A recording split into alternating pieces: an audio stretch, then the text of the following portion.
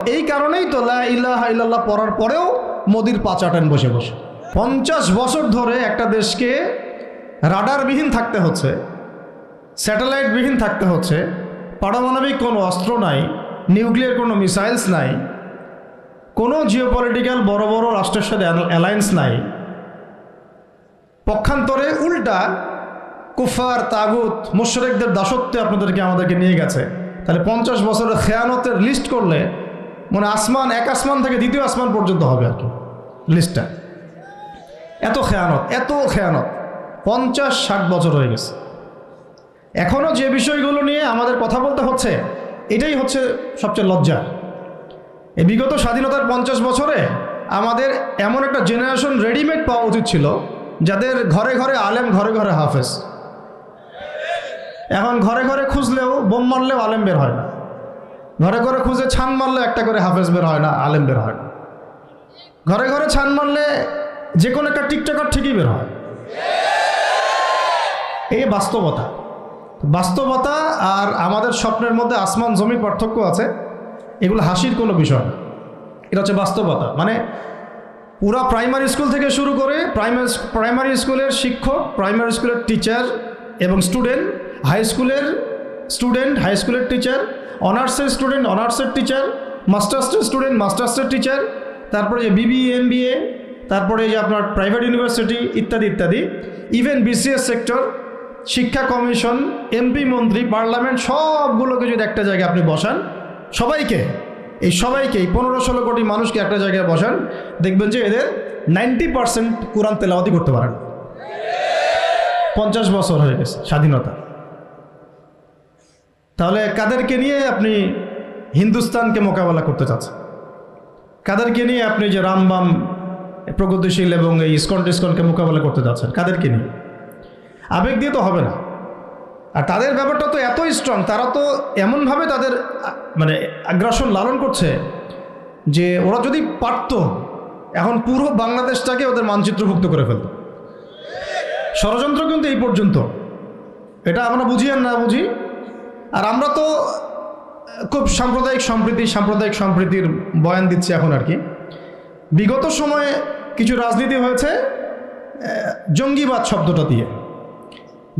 শব্দ দিয়ে রাজনীতি করা হয়েছে। এটা থাকুক আর না থাকুক, বায়বীয়ভাবে একটা প্রতিষ্ঠা করার চেষ্টা করা হয়েছে, এটা দিয়ে রাজনীতি করা হয়েছে। সবাই সবার স্বার্থে কথাটাকে ব্যবহার করেছে। আসলে এটা একটা বায়বীয় শব্দ ছিল, কোনো অস্তিত্ব নাই। এখন রাজনীতি করা হচ্ছে নতুন করে সংখ্যালঘু শব্দ দিয়ে। তো সংখ্যালঘু শব্দ দিয়ে যে রাজনীতি করা হয়, তো সংখ্যালঘু যারা, তারা সংখ্যাগুরু কমিউনিটির মধ্যে সাইফুর রহমানকে এভাবে দিনে দুপুরে কুপিয়ে হত্যা করে কিভাবে? আমরা তো সংখ্যাগরিষ্ঠ, তো সংখ্যাগরিষ্ঠ মানুষের মধ্যে একজনকে সংখ্যালঘু একজন হত্যা করে কিভাবে? এর আগে ফরিদপুরে হয়েছে, আমরা তখনও সাম্প্রদায়িক সম্প্রীতির বলি আওড়াইলাম। চট্টগ্রামে হইল, এখনও সাম্প্রদায়িক সম্প্রীতির বলি আওড়াচ্ছি, ঠিক আছে? এবং আমাদের সবাইকে বোঝানো হচ্ছে যে সবাই শান্ত থাকেন, কেউ কোনো রকমের টু শব্দ করবেন। আচ্ছা, করলাম না, শান্ত থাকলাম, ধৈর্য ধরলাম, ঠিক আছে। এরপরও যদি আরও 10 জনকে মারা হয় তখন আপনি আমাকে গ্যারান্টি দেন যে মারা হবে না। আপনারা আমাদেরকে গ্যারান্টি দেন যে মারা হবে না। আপনি বলছেন মারা হবে না ইনশাআল্লাহ, ঠিক আছে। যদি মারা হয় তখন? এখন আমি ধৈর্য ধরলাম, এখন আমি সাম্প্রদায়িক সম্প্রীতির কথা বললাম, এখন আমরা চুপ থাকলাম, কেউ এগ্রেসিভ কোনো ভূমিকায় গেলাম না, এবং যাওয়া উচিত না, ঠিক আছে, খালাস। আর আপনি আমাকে গ্যারান্টি দেন এই ঘটনাগুলো আগামীতে ঘটবে না। প্রশাসন গ্যারান্টি দেন, সরকারে যারা আছেন গ্যারান্টি দেন, দিতে পারবেন? যদি দিতে না পারেন, কেন পারবেন না? যদি দিতে না পারেন, তাহলে গ্যারান্টি কেন দিতে পারবেন না? তার মানে আপনার প্রশাসন ফেল করেছে এখানে। সেই ভাইকে হত্যা করা হয়েছে, সেই ভাইয়ের হত্যাকারী যদি 20 জন 30 জন হয়, প্রশাসনের পক্ষে এটা কোনো বিষয় না 30 জনকে কারাগারে নিয়ে আসা এবং আচ্ছা মতো রিমান্ডে সিদ্ধ ডিম ঢোকানো, কোনো বিষয় না। রিমান্ডে ওলামায়ে কেরামের পা ভেঙে দিতে পারেন, তাহলে এটা কেন পারছেন না? তাহলে আপনারা আসলে আমাদেরকে কানাকে মক্কা দেখাচ্ছেন, এই তো। এখন যদি গ্যারান্টি না দিতে পারেন, তার মানে এই সমস্যাটা থাকতে পারে। গ্যারান্টি না দিতে পারার অর্থই হচ্ছে আপনি নিজেই ভয় পাচ্ছেন, নিজেই আপনি শিওর না যে সমস্যাটা আসবে কিনা।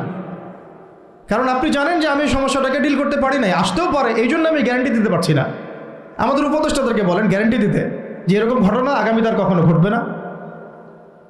আমরা তো সবাই শান্ত আছি, কেউ তো একটা টোকাও পর্যন্ত দেয়নি, কাউকে দিয়েছেন? আচ্ছা ঠিক আছে, আবার আমি প্রশ্ন করছি, যদি গ্যারান্টি না দিতে পারে এবং না দিতে পারাটাই তাদের ব্যর্থতা, এবং এর যদি উপযুক্ত বিচার তারা করতে না পারে, না করতে পারাটাই ব্যর্থতা সংখ্যাগরিষ্ঠ মুসলিম রাষ্ট্রে, তাহলে এই ঘটনা যদি আগামী 1 বছরে, 2 বছরে, 5 বছরে আবারও রিপিটেড হয় এবং একজনের জায়গায় 3 জন, 4 জন, 5 জন, 10 জন পর্যন্ত পৌঁছায়, তখন আপনাদের ভাষাটা কি হবে? তখন আপনারা কি ভাষায় কথা বলবেন আর আমাদেরকে কি বুঝাবেন? এটা আমার প্রশ্ন। আরও প্রশ্ন আছে, সাইফুর রহমান যদি আপনার ছেলে হইতো তাহলে কি হতো? সাইফুর রহমান যদি আমাদের উপদেষ্টাদের কেউ হতো তাহলে কি হতো? সাইফুর রহমান যদি আমাদের যে ওলামায়ে কেরামগণ, শ্রদ্ধার সাথেই বলছি, বিনয়ের সাথে, আপনাদের যদি ছেলে হতো আপনারা কি সেম কথা বলতেন কিনা? সাইফুর রহমান যদি আপনার মেয়ের জামাই হতো তাহলে আপনি সেম কথা বলতেন কিনা? এই জায়গাগুলো তো অনেক গ্যাপস আছে। আমাদের এত স্বার্থপর চিন্তা চেতনা যে আমার তো আর নিজের ছেলে মরে নাই, আমার তো আর নিজের ভাইকে মারা হয় নাই, আপনি তো তাকে আপনার ভাই মনে করতে পারছেন না। এখন পর্যন্ত আপনি সাইফুর রহমানকে আপনার ভাই মনে করতে পারেন নাই। সবাই চুপ।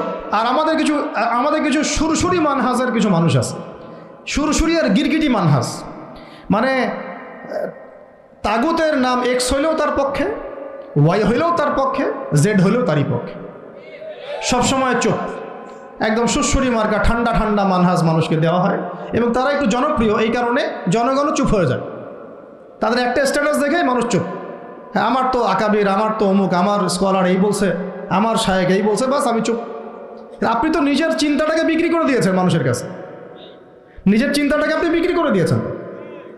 একজন সেলিব্রিটি স্কলার এসে একটা স্ট্যাটাস দিল যে সবাই শান্ত থাকেন, কেউ কোনো কথা বলবেন না। কেন কথা বলবো না আমি? শান্ত থাকেন বলার আগে আপনার বলা উচিত ছিল যে আমার ভাইকে এভাবে মারা হয়েছে, আমি তীব্র নিন্দা জানাই এবং এর বিচার আমি দাবি করি। তারপরে আপনি বলতে পারতেন আপনারা শান্ত থাকেন, আমরা বিষয়টা ডিল করছি।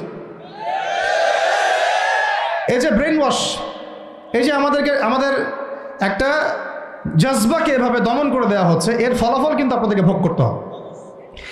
আচ্ছা ঠিক আছে, 10 জন মারা হলো চুপ করে থাকেন, ভালো কথা। আরও 100 জন মারা হলে তখনই কি চুপ করে থাকবেন? যদি একটা জেলার উপর আক্রমণ হয় তখনই কি চুপ করে থাকবেন?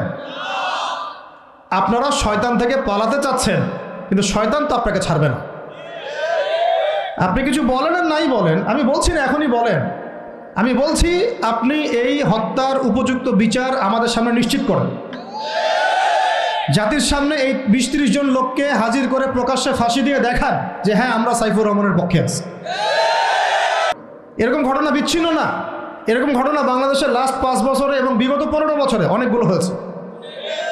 কিছু ঘটনা আমরা জেনেছি, কিছু ঘটনা আমরা জানি না, বেশিরভাগই আমরা জানি না। তো এই যে সমস্যাগুলো আমি সিরাত থেকে কেন বলছি, কারণ সিরাতে আপনাকে এগুলো সমাধান দিবে। আর এই বিষয়টা আমাকে খুব পীড়া দিচ্ছে ভিতর থেকে, যেটা আমাদের আচরণ, আমরা যে এত বেশি মানে দাসত্বের একটা ইয়াতে চলে আসছি, মেজাজটা আমাদের দাসত্বের মতো চলে আসছে। আমরা শত্রুর চোখে চোখ রেখে কথাই বলতে পারি না। শত্রুর চোখে চোখ রেখে কথা না বললে তো সে আমাকে দাম দিবে না। কই, সে তো চায়নার সাথে এসব ডিল করতে পারে না, সে তো ইভেন পাকিস্তানের সাথেও তো পারে না। পাকিস্তানে কি খুব মুসলিমদের ঐক্য আছে নাকি? না, নাই তো। ওর ইন্টারনাল অবস্থা তো আমাদের চেয়ে অনেক সময় খারাপ। কয়েকটা পারমাণবিক বোম আছে, এই কারণে তার দিকে তাকাতে পারে না। স্বাধীনতার 50 বছরে কয়টা মিসাইল তৈরি করলেন? একটাও তো তৈরি করার ফিকির করলেন। তাহলে বিগত 50 বছরের ইতিহাস যদি আমরা ঘাঁটি, তাহলে দেখব যে যত রকমের মানব রচিত তন্ত্রমন্ত্র আছে, এই তথাকথিত গণতন্ত্রই বলেন, আর এই জাতীয়তাবাদের কথাই বলেন, আর এই তথাকথিত ধর্মনিরপেক্ষতাবাদ, আর এই কমিউনিজম যা আছে সব ফেল করেছে। পশ্চিমা সব মতবাদ এখানে এমনভাবে ফেল করেছে যেটা ইতিহাসে বিরল। তাহলে একটা মাত্র পথ আপনাদের সামনে এখন খোলা আছে, যেই পথ দিয়ে এই সমস্ত সমস্যার সলিউশন আনা সম্ভব। সেই পথটাই হচ্ছে ওই যে লেখা আছে, সিরার আলোকে উম্মার সংকট নিরসন কর। ওই সিরাতের আলোকে যদি উম্মার সংকট নিরসন করতে না পারি, আর কোনো রাস্তা আমাদের সামনে খোলা নাই। দিন কায়েমের শর্ত 3টা বলেছেন না? 3 নম্বর শর্তটাই হচ্ছে এটা যদি ইবাদত হয়, দিন কায়েম যদি একটা ইবাদত হয়ে থাকে, তাহলে সেই ইবাদত কবুল হবে শুধু একজন ব্যক্তির তরিকায়। কার তরিকায়? মুহাম্মদ রাসূলুল্লাহ সাল্লাল্লাহু আলাইহি ওয়াসাল্লামের তরিকায়। তাহলে এরকম নতজন পররাষ্ট্রনীতি কেন? আমরা যদি মক্কার মতো পরিবেশে না থাকি তাহলে এত নতজন পররাষ্ট্রনীতি কেন? তাহলে ভারতের মধ্যে আমাদের যে মুসলিম ভাইরা আছে তারা কি করবে? তাহলে ভারতে যে মুসলিম ভাইরা আছে তারা কি করবে? তারা কি ওদের পা ধরে করবে, সালাম করবে? হিন্দুদের পা ধরে সালাম করবে? বলেন তো। আমরা তো একটা মুসলিম রাষ্ট্রে আছি, তো মুসলিম রাষ্ট্রে থাকতে এত নতজন পররাষ্ট্রনীতি কেন? এত দাসত্বের শৃঙ্খল কেন? এই যে আমরা এতগুলো কথা বলছি না, আমি আপনাদেরকে পুরা পথ পদ্ধতি এখানে গিলায় খাওয়াই দিতে পারবো, কিন্তু বিশ্বাস করেন গিলে খাওয়ার পরে আপনি কিছুই করতে পারবেন না। কেন পারবেন না? আপনার কোনো অ্যাসোসিয়েশন নাই, কোনো ফাউন্ডেশন নাই, কোনো সংগঠন নাই, কোনো রাজনৈতিক ক্ষমতা নাই, কোনো রাজনৈতিক দলও নাই, রাজনৈতিক কোনো অ্যাপ্রোচও নাই। কিন্তু একটা সেকুলার রাজনৈতিক দল আপনার চেয়ে ভালো ফিল্ড ওয়ার্ক করতে পারবে, কারণ তার চেইন অফ কমান্ড আছে। আমাদের তাওহীদপন্থীদের কোনো চেইন অফ কমান্ডই নাই।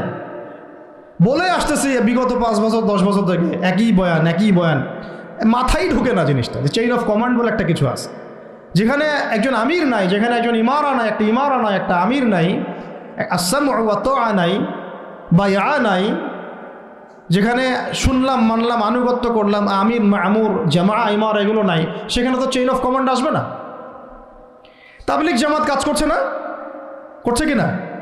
একটা শুরা পর্ষদ আছে না, শুরায়ে নিজামি আছে না, আমির আছে না, কাজ করতেছে, ফলাফল পাচ্ছে মাশাআল্লাহ। জামাত ইসলাম কাজ করছে না? একটা চেইন অফ কমান্ড আছে, প্রত্যেকটা জেলায় জেলায় শাখা আছে, তারা তাদের উপরের লেভেল থেকে কোনো ডিরেকশন আসলে সেটাকে রুট লেভেলে বাস্তবায়ন করছে। তারপরে ধরেন যে ইভেন এই যে আওয়ামী লীগ যে চলে গেল, তার একটা চেইন অফ কমান্ড ছিল না? ছিল কি না? উপরে যে বলতো জঙ্গি, নিচের ওই ব্যক্তিও বলতো হ্যাঁ এই জঙ্গি, এমন একটা চেইন অফ কমান্ড ওদের ছিল না? এখন বিএনপি যারা রাজনীতি করতেছে ওদের নাই? আছে। এখন আপনি বলেন যে ইসলামপন্থীদের রাজনৈতিক দল কয়টা? একটা আছে আমাদের শাসনতন্ত্র, একটা হচ্ছে হেফাজতে ইসলাম, আর কি হেফাজতে ইসলাম তো আসলে কোনো রাজনৈতিক ব্যাকগ্রাউন্ড থেকে আসে না, এটা এসেছে আপনারা তো জানেন হিস্ট্রি, কোন প্রেক্ষাপটে এটা তৈরি হয়েছে, শাপলা চত্বরে ঘটনা, তাই না? আর জামাত ইসলাম। আর কথা হচ্ছে যে আমাদের তো মানে পৃথক পৃথক প্ল্যাটফর্মগুলোর মধ্যে একটা ঐক্যবদ্ধ সমন্বয় সবার আগে দরকার, তারপরে আমাদের একটা বৃহত্তর চেইন অফ কমান্ড দরকার। তখন কি হতো যে উপর থেকে একটা কিছু ছেড়ে দিলে একদম নিচ পর্যন্ত আসতে সময় লাগতো না। এখন এগুলোর বাইরে আবার যারা চান যে না কোরআন এবং হাদিস, ইসলামী ইমারা, শরিয়া এগুলো বাস্তবায়ন হবে, দাওয়াতের সাথে সাথে জিহাদ থাকতে হবে, এবং আমরা কোনো গণতন্ত্র সেকুলারিজম এইসব পশ্চিমা আদর্শে যাব না, তারা ফেসবুকে বায়োবিও ঘুরে বেড়াচ্ছেন। সব ফেসবুকে বায়োবিও ঘুরে বেড়াচ্ছেন, ইউটিউবে ইন্ডিভিজুয়ালি কাজ করছেন, সবার নিজস্ব স্বতন্ত্র মার্কাস, মাকতাবা ইত্যাদি, কোনো সমন্বিত প্রয়াস নাই। কিন্তু নবী সাল্লাল্লাহু আলাইহি ওয়াসাল্লাম ওহী প্রাপ্ত হওয়ার পরেই দাওয়াতের যে কাজ শুরু করলেন, এটাই চেইন অফ কমান্ড। সুবহানাল্লাহ। একটা জামার মধ্যে তিনি সবাইকে নিয়ে আসছেন। খেয়াল করে দেখেন, প্রথম ওহী আসলো কি সংক্রান্ত? ইকরা বিসমি রাব্বিকাল্লাযী খালাক। এই তো পড়ুন আপনার রবের নামে যিনি আপনাকে সৃষ্টি করেছে। তো পড়া তিনি কি পড়তে পারতেন? তিনি তো পড়তেও পারতেন না। তিনি তো বলছিলেন যে মা আনা বিকারি, আমি তো পড়তে জানি না, তারপরে তাকেই পড়তে বলা হচ্ছে। আপনি পড়ুন, কারণ এই জ্ঞানতাত্ত্বিক রেভলিউশন ব্যতীত সমাজ সংস্কার সম্ভব না। এখন আমরা সমাজ সংস্কার সবাই করতে চাচ্ছি, কম বেশি সবার জায়গা থেকে, পড়াশোনা কেউ করতে চায় না।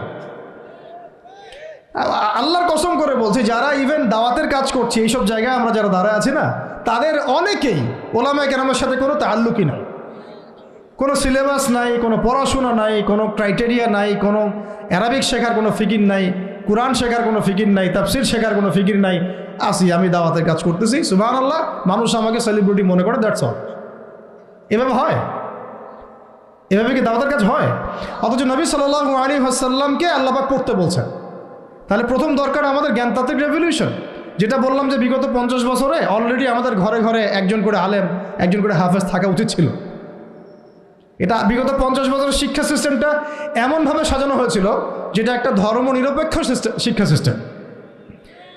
এটা এই যে একটা ছেলে বসে আছে 30 বছর বয়স, ওর তো অধিকার ছিল যে সে এসএসসি এইচএসসি অনার্স মাস্টার্স লেভেলে এসে কোরআনের অর্থ করার যোগ্যতা সে অর্জন করবে। এটা তার রাইটস ছিল অ্যাজ এ মুসলিম কান্ট্রির একজন সিভিলিয়ান হিসাবে। তার রাইটস ছিল এটা, যে আমি একজন মুসলিম কান্ট্রির সিভিলিয়ান, আমার রাইটস আছে স্কুলে গিয়ে কোরআন শেখার, কলেজে গিয়ে কোরআনের তাফসীর শেখার, অনার্স লেভেলে গিয়ে হাদিস পড়তে শেখার, হাদিসের মুতাআলা করার। ইভেন সে মাস্টার্সের পরে ইফতা দেওয়ার মতো যোগ্যতা অর্জন করতে পারতো যদি শিক্ষা সিস্টেমটার মধ্যে সমন্বয় থাকতো। কওমি মাদ্রাসাগুলো যদি না থাকতো এই দেশ থেকে ইসলামকে মিটাই ফেলে দিত এরা। এটা বাস্তবতা।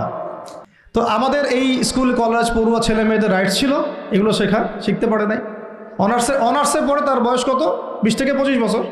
25 বছরে সে 25টা সূরা জানে না, 25টা সূরার নামই জানে না, 25টা সূরার নাম বলতে পারবে। কোরআন বিধান কায়েম করতে আসছেন আপনি, সুবহানাল্লাহ, 25টা হাদিস বলতে পারেন না, 25 জন নবীর নামও বলতে পারে না। ইভেন আমাদের নবী সাল্লাল্লাহু আলাইহি ওয়াসাল্লামের সিরাতের জীবনীটা পাতলা কিতাবটাও সে কখনো জীবনে পড়ে দেখে না। এই অবস্থা মাস্টার্সেও বিসিএসেও সব জায়গায় একই চলছে। বিসিএসের যে ভাইবা হয় সেখানে কি ইসলাম ধরা হয়? বিসিএসের ভাইবা যখন হয় তখন তাকে কোরআন তেলাওয়াত জিজ্ঞাসা করা হয়? তাহলে আপনি কোরআন তেলাওয়াত করতে পারেন না, রাষ্ট্র চালাবেন কীভাবে? কোরআনের সাথে কোনো তাল্লুক নাই।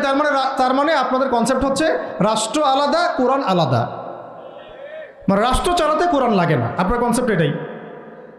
হ্যাঁ, না হলে তো কোরআনটা আপনি আনতেন সিলেবাসে, তাফসীর আনতেন, হাদিস আনতেন, সিরাত আনতেন। আপনার কনসেপ্ট হচ্ছে রাষ্ট্র আলাদা, কোরআন আলাদা, হাদিস আলাদা, এগুলো পড়াশোনা আলাদা, ব্যাংকিং সিস্টেম, ইকোনমিক্স আলাদা, ইসলাম আলাদা, তাই না? রাজনীতি আলাদা, ইসলাম আলাদা, তারপরে সংস্কৃতি আলাদা, ইসলাম আলাদা, শিক্ষানীতি আলাদা, ইসলাম আলাদা। এই কনসেপ্ট হচ্ছে এদেশের 90% মানুষের কনসেপ্ট। এরা সবাই শিরকের মধ্যে আছে, আল্লাহর কসম করে বলতেছে, সবাই শিরকের মধ্যে আছে। এরা সবাই ধর্মনিরপেক্ষ, সেকুলার। বাদ দিয়ে আমরা যারা দাড়ি টুপিওয়ালা কিছু মানুষ আছি, আমরা একটু মৌলবাদী চিন্তা করি আর কি। আমরা চিন্তা করি যে ইসলাম ব্যক্তিগত জীবনেও থাকবে, সংস্কৃতির মধ্যেও থাকবে, শিক্ষানীতিতেও থাকতে হবে, অর্থনীতিতেও থাকতে হবে, ইভেন রাজনীতির মধ্যেও থাকতে হবে। এই কনসেপ্টটা না আসলে এখনো মুসলমান হনই নাই। এই কনসেপ্টটা না আসা মানে এখন পর্যন্ত কালিমা লা ইলাহা ইল্লাল্লাহ এটা বুঝেনই নাই আপনি, মুখে পড়েছেন, দ্যাটস অল। এই কারণেই তো লা ইলাহা ইল্লাল্লাহ পড়ার পরেও মোদির পা চাটেন বসে বসে। এই কারণেই, কারণ ওই লা ইলাহা ইল্লাল্লাহ তো আপনাকে ওটা শিখাই নাই যে আপনি এক আল্লাহর সার্বভৌমত্বের স্বীকৃতি দেন নাই। তো এই হলো সমস্যাগুলো। তো সমস্যার গোড়ায় অনেক কথা আছে। এখন নবী সাল্লাল্লাহু আলাইহি ওয়াসাল্লাম কিন্তু দাওয়াতের কাজটা, এই যে সিরাতের আলোকে যেটা বলছেন সমাজ সংস্কার এবং দিন প্রতিষ্ঠা এবং সমকালীন সব সংকট দূর করা, এটা শুরু করতে হবে জ্ঞানতাত্ত্বিক রেভলিউশন থেকে। পড়াশোনা করা শুরু করে দেন, আদারওয়াইজ আপনাদের সামনে ধ্বংস ছাড়া কিচ্ছু বাকি নেই। কি পড়াশোনা করবেন? অবশ্যই ইসলামিক কারিকুলাম থাকতে হবে। এরপরে আপনি জেনারেল লাইনের পড়াশোনা করেন, কোনো সমস্যা নেই।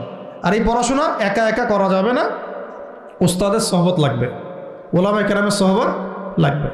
আমি তো এটা বলি যে আপনি কারো লেকচার শোনার আগে আপনি আগে চেক করবেন যে তার ওস্তাদ কে, কোথায় সেদিন শেখে, কার কাছ থেকে সেদিন শেখে, কোত্থেকে সে এই ইলমগুলো অর্জন করছে, তার লোক কোথায়। আবেগে ভাসলে হবে না এখন বিষয়টা। তো পড়াশোনার এখন যে আরও 20 বছর পড়াশোনা না করে আমি কোনো কাজ করতেই পারবো না এমনটাও না, কিন্তু পড়াশোনা আগে শুরু করে। এখন আপনার কাজ পড়াশোনা শুরু করা, ইকরা বিসমি রাব্বিকাল্লাযী খালাকের হক আদায় করা এবং ওস্তাদের সহবতে থাকা। যেমন জেনারেল লাইনে পড়েছেন 20 বছর, একা একা কি পড়েছেন? না, প্রতিষ্ঠানে গিয়েছেন, ডেইলি ক্লাস করেছেন, টিচারের সহবতে ছিলেন, বেতন দিয়েছেন, ব্যাসে থেকেছেন, তারপরে আরও কি করেছেন? বাবার জমি বিক্রি করে দিয়েছেন, বাবা মায়ের জমি বিক্রি করে। সেম অন্ততপক্ষে এতটুকু যতটুকু আপনি জেনারেল লাইনের জন্য করেছেন, জেনারেল লাইনে যতটুকু করেছেন, ত্যাগ, শ্রম, মেধা খরচ, কষ্ট স্বীকার করা, এর যদি অর্ধেকও যদি দিন শিক্ষার জন্য করতে না পারেন, আপনি নিজেও মুনাফেক। আমরা নিজেরাও মুনাফেক তখন। বেশক আমাদের মধ্যে নেফাকি আছে, সুবহানাল্লাহ। আপনি একটা ডিগ্রির জন্য একেবারে 20 বছর ঢালতে পারেন, 20 কোটি টাকা ঢালতে পারেন, বাপের জমি বিক্রি করতে পারেন, মেসে থাকতে পারেন, ঢাকা বিশ্ববিদ্যালয়ের সেই লাইফ লিড করতে পারেন, এক বিছানায় 2 জন থাকি, ফ্লোরের মধ্যে ফ্লোরিং করে থাকা, হ্যাঁ, হাজার হাজার লাখ লাখ টাকা খরচ করা, কষ্ট করে সকালে ওঠা, রাত জাগা, পড়া, পরীক্ষা দেওয়া, অ্যাসাইনমেন্ট, কত কি। আমি তো জানি এগুলো, আপনারা তো অনেকে না জানেন, আমি তো জানি, আমরা তো ইউনিভার্সিটিতে পড়েছি। তো এই পরিশ্রমগুলো আপনি করছেন অনলি ফর একটা সার্টিফিকেট আর একটা চাকরির জন্যে, আর এর 10% কেন 5% আপনি করতে চান না দিনী শিক্ষার জন্যে। তো আমি মুনাফিক না হলে এই পৃথিবীতে আর মুনাফিক কে আছে? আবেগী হয়ে একটা বিপ্লব হতে পারে, কিন্তু আবেগ দিয়ে শুধু আবেগ দিয়ে শরিয়া খিলাফা কায়েম হবে না। শরিয়া খিলাফা কায়েম হয়েছে কাদের হাতে?